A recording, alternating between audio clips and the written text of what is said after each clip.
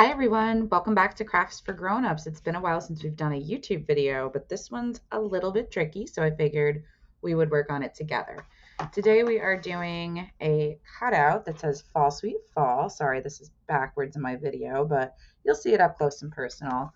I figured this way we would have something to fall back on. So the things that we need to complete this project are our cutout, which I'm going to give you guys all on black shiny vinyl, a piece of contact paper or transfer tape as it's known in the Cricut community, and a burnisher, or what I like to call a scrapey guy. You're also going to need a weeder, which we are going to find over here. A weeder. This guy is pointy, so please be careful. You each will be getting one of these to use today, but we will need them back. So I have done the top part of the weeding for you guys so that you have kind of a place to start. Now, the point of weeding is that we want to get the background off and keep the black part. So what I did was I started to pull it up, and then I created an angle here, and then I'm slowly rolling it down like this. You want to make sure that the weeding vinyl is coming off. And if you get kind of like, you're like, oh, this is really sticky, you can take your handy dandy scissors and kind of give it a snip, make it a little easier on yourself. So you're just going to continue pulling the big pieces off and snipping as you go. Yeah, you can see it's a little sticky. That's why we figured video.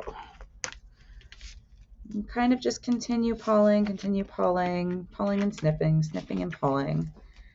I'm going to put my discarded vinyl in a pile. It's usually how I do it. So you can see, you can actually see in my prototype that I messed this leaf up so bad that I just deleted it. I just got rid of it because I couldn't figure it out. So part of the thing here is patience. Part of it is flexibility, because sometimes things just don't really go the way you want them to in crafts, but you can work with it. So we're just going to continue. I mostly just wanted to give you guys a visual of this because it's really hard to explain if you haven't done it before. Oh, see, like I made a little mistake there, but little mistakes happen. It's like Bob Ross style, you know? Kind of pull it all up. Oh, there goes a leaf. But like, this is completely normal for some crafts, and especially one like this where it's kind of delicate. So we don't need to go quickly, we just need to go carefully, okay? So we're going to continue pulling. And you can see here where I just kind of bonked up my A a little bit. So I'm just actually going to pull off the piece that I stuck to it by accident and sort of just jimmy these pieces together. Same thing with the F. Now you'll find this particular kind of vinyl that we're using is very sticky, so just be aware. And now you want to weed the interior parts. So this is where you're going to take your weeding tool, your little pointed tool here, and you're just going to pick out the middle parts of your letters. So just kind of roll them right out. They should come out pretty easy. If anything's popping up as you go, you can just use your fingertips to push it down again. And then the L's. And you want to make sure that you do all of your letters. I have been known to forget like this circle in an E or an O, and nothing is more annoying than putting your final product together and realizing that you have forgotten to do that. So you're going to continue weeding. So this process is actually, I find it very relaxing. Some people find it very frustrating, but it's pretty common when you're using Cricut items. The most frustrating thing I think is heat transfer vinyl, which you use to make like t-shirts and things like that. Okay, so you'll see now my pattern is completely weeded. There's no black spots, so that's good. Now we're going to take our transfer paper. This is also, I have also used contact paper. Pretty much anything sticky kind of works. So just like I did when I was beginning to weed, I'm going to take the corner of this paper and fold it back and create a little angle. This part is sticky, so just beware. Then you're going to go like this, just like make a good corner. You're going to flip over your contact paper and you're going to lay it onto your design. Now, I like to burnish as I go, which just means smush down. I think it just makes life easier. Some folks don't, but it's up to you. It's your little world we're working in. So what we're going to do is continue pulling this paper at an angle, kind of see it better from here. And the reason for that is that it's less likely to tangle up, so it won't get all sort of out of joint. Oh, unless you're me and you literally just did that. Whoops. But as you can see, in Cricut land, pretty much everything is fixable, which is one of the nice things about it. If you can figure out how you did it, you can fix it. So this is actually kind of a good learning lesson too. My poor little F, we pull him up, we put him back where he belongs. So we're just gonna continue. Oh, how did that get so looped up? Well, like I said, I mean, the good thing is this is a very forgiving sort of craft. So we're just going to turn it back around. Ah, there we go. See, it got twisted. That was just what I was talking about, is you don't want your project to get twisted. That's why we do the corners, so it pulls up gently and evenly. And we're going to just lay this flat again, if we can. I think we can. The little engine that could. Just going to pull this off completely from the contact paper and lay it flat. So as I said, you know, it can be forgiving. The best thing you want to do is learn to forgive yourself if it's not 100% perfect. You can see mine's a little waggly, but that's fine. No big deal. Okay, so we're going to take our burnisher and we're really going to push down on this paper, on this transfer paper.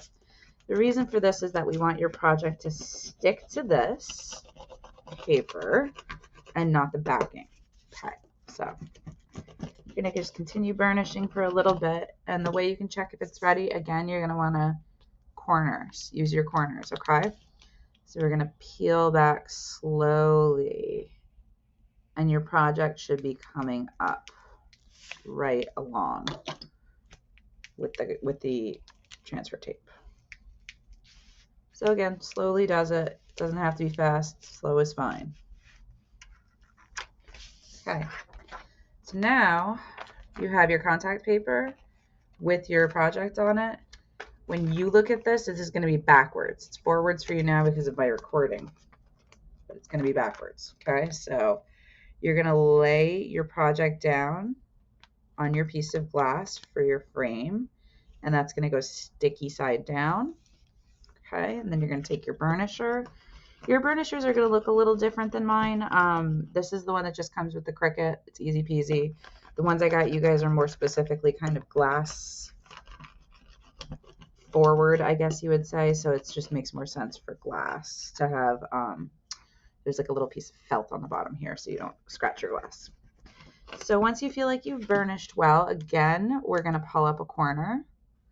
And we're going to slowly fold down your transfer tape. Slowly, slowly, slowly. See, you can see my F doesn't want to stick. So what I do in that case is I put the transfer tape back down.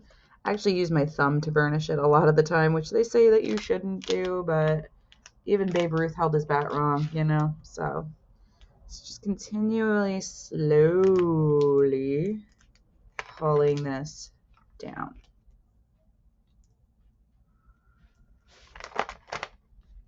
And you can kind of move it around as you need to go. And you want to just give it even, gentle pressure. You don't want to yank it like a Band-Aid. You kind of want to do like if you had duct tape, same kind of idea, except this is way less sticky, so that's good. So now you'll see there's a couple of little dribs and drabs on here, and I'm just going to take my burnisher and kind of coax out some of the wrinkles and stuff like that and little air bubbles. You can also, again, use your fingers for it. Sometimes it's easier just to use your fingers, I find. And again, it doesn't have to be perfect because nobody's going to be looking at your project way up close like this. They're going to be looking from far away like that. Okay? So I'm going to hold mine up backwards so you guys can see what it looks like. But this is what it looks like. Fall, sweet fall. And you'll see on this side, it's, you know, got a little bit of shine to it. That's the vinyl. So you can kind of see I've got a little schmutz here. So you just kind of futz with it a little bit.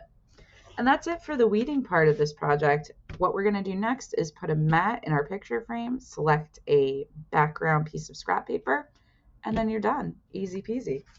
All right, guys, thanks for watching. We'll see you soon. Bye.